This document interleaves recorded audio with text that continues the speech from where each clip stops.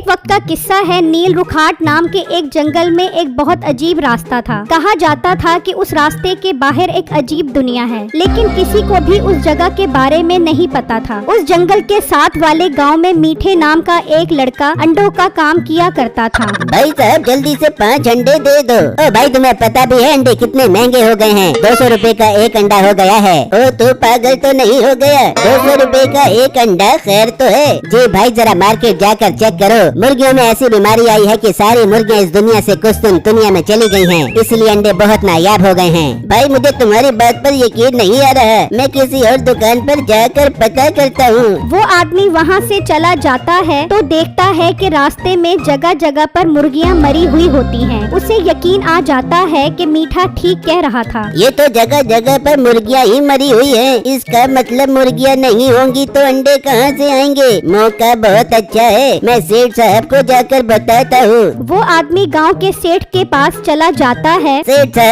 साहब मैं आपके पास बहुत अच्छी खबर लेकर आया हूँ। क्या खबर लेकर आए हो? वो आदमी सेठ को सारी बात बताता है, जिसे सुनकर वो भी हैरान हो जाता है। हाँ सुना तो मैंने भी है कि बीमारियों की वजह से सारी मुर्गियाँ मर गई हैं और अंडे बहुत नायाब हो गए हैं। जी सेठ साहब मौका बहुत अच्छा है, मीठे के पास बहुत सारे अंडे हैं, आप उससे खरीद लो। उनका रेट बहुत ज्यादा बढ़ जाएगा, फिर आप उन्हें बेचना तो मुनाफा भी बहुत ज्यादा होगा। बात तो बिल्कुल ठीक कर रहा है, चलो फिर उससे सारे अंडे खरीद कर आते हैं।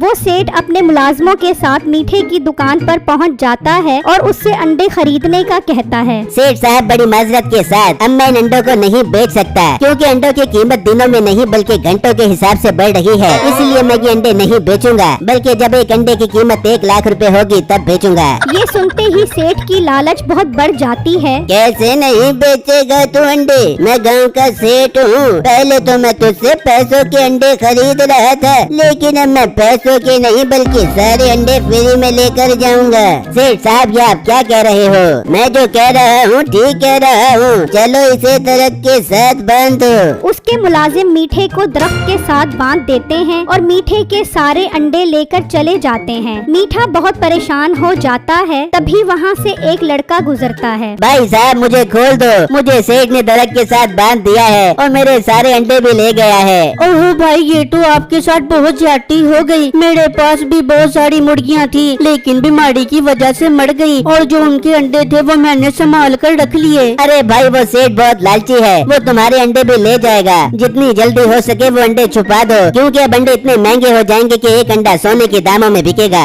भाई आप ठीक कह रहे हो, मैं आपको खोलता हूँ, फिर हम दोनों मिलकर वो अंडे जंगल में छुपा देते हैं। ठीक है मेरे भाई जल्दी करो। फिर बिट्टू मीठे को खोल देता है और वो दोनों बिट्टू के घर की तरफ निकल जाते हैं। और जब बिट्टू के घर पहुँचते हैं तो मीठा इतने सारे अंडे देखकर हैरान रह जाता है। अरे बिट्टू तुम्हारे पास तो बहुत सारे अंडे हैं, चलो जल्दी इन्हें समेटो, फिर हम इन्हें जंगल में जाकर छुपा आते हैं। फिर वो सारे अंडे इकट्ठे करते हैं और टोकरी में रखकर वहाँ से ले जाते हैं। वो अंडे छुपाने के लिए जंगल की तरफ जा रहे होते हैं कि उस सेठ का मुलाजिम उन्हें देख लेता है। अच्छा तो ये अंडे लेकर जा रहे हैं, मैं भी सेठ को बताता हूँ। वो सेठ के पास जाता है और उसे बताता है कि उसने मीठे और बिट्टू को अंडे ले जाते हुए देखा है। ओ कमकल वो अंडे लेकर कहाँ जा रहे थे?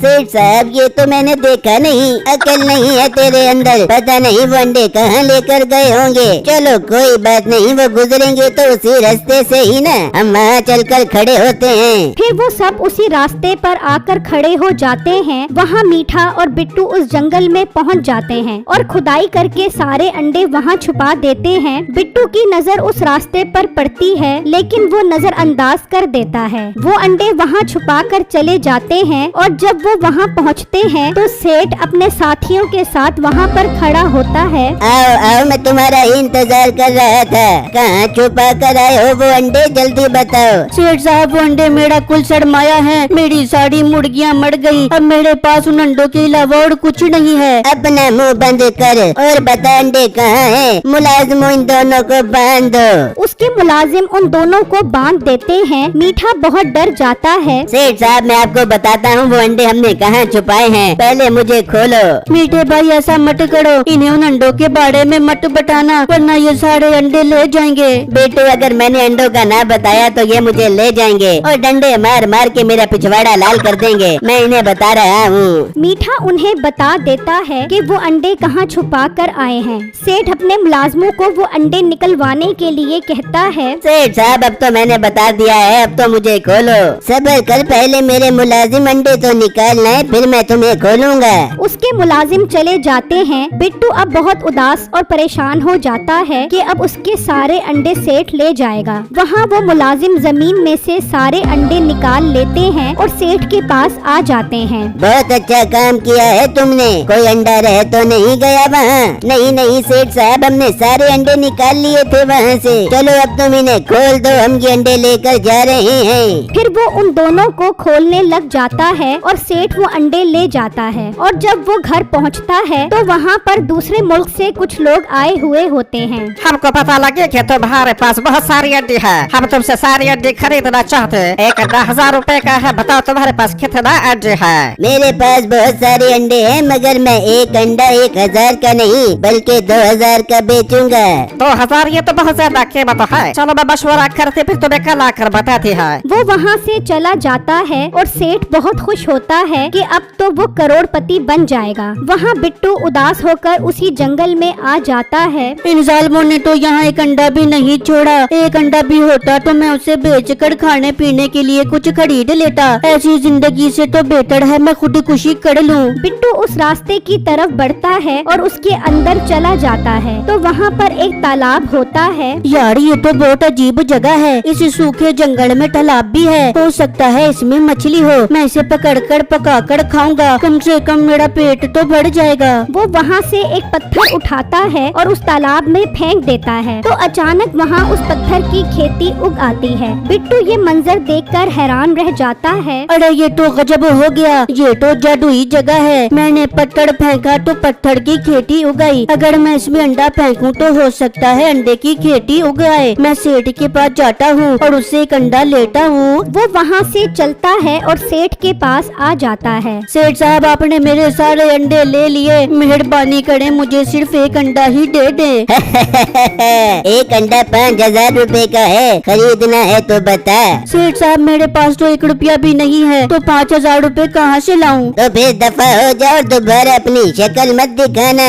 बिट्टू उदास होकर वहाँ से चला जाता है और सोचने लगता है। यार मैं अपनी मुर्गियों के डब्बे में जाकर देखता हूँ, हो सकता है वहाँ कोई अंडा रह गया हो। बिट्टू जल्दी से अपनी मुर्गियों के दड़बे में आता है तो देखकर खुश हो जाता है कि वहाँ पर एक अंडा पड़ा होता है। वो वहाँ से वो अंडा उठा लेता है और जंगल में उसी जगह पर आता है और तालाब में वो अंडा फेंक देता है तो देखते ही देखते वहाँ अंडों की खेती उग आती है। बिट्टू बहुत खुश हो जाता है और वो वहाँ से अंडे तोड़ने लग जाता है और टोकरी में डालकर वो अंडे वहाँ से ले जाता है। वहाँ वो अरबी भी सेठ के पास पहुँच जाते हैं। आए आए अरबी साहब, मैं आप ही का इंतजार कर रहा था। हमें मंजूर है, हम तुमसे एक अंडा 2000 रुपए का खरीदना बाकी है। कितने अंडे हैं तुम्हारे पास? मेरे पास बहुत सारे अंडे हैं, सारे ही अंडे 2000 के हिसाब से खरीद लो। रुको जाओ अरबी भाई, ये सेठ फराडी है, इसके पास सारे अंडे चोरी के हैं। इसने मेरे और मीठे भाई के अंडे चोरी किए हैं। मेरे पास बहुत सारे अंडे हैं, मैं आपको एक अंडा 100 रुपए का दूंगा। बेटू, तुम्हारे पास इतने अंडे कहाँ से आ गए? मेरे पास इतने सारे अंडे हैं कि सारी जिंदगी खत्म नहीं होंगे। अरबी भाई, मैं एक शर्त पे आपको अंडे बेचूंगा, पहले सेठ को पुलिस के हवाले करो। ये कोई मसला नहीं है, इस चोर को तो इसकी सजा में लगे। मैं अभी पुलिस को बुलाना बाकी है। ये सुनते ही उसके मुलाजिम वहाँ से भाग जाते हैं और सेठ अकेला रह जाता है। बेटू, मुझे पुलिस के हवाले मत करो, मैं तुम्हारे सारे अंडे वापस कर देता हूँ। अपना मुंह बंद कर, मुझे 2000 रुपए का चोरी का अंडा बेचती, तेरी तो खैर नहीं। उस सेठ को उसके किए की सजा मिल जाती है और बिट्टू उस अरबी के साथ अंडों का कॉन्ट्रैक्ट कर लेता है और ट्रक भरकर अंडे बेच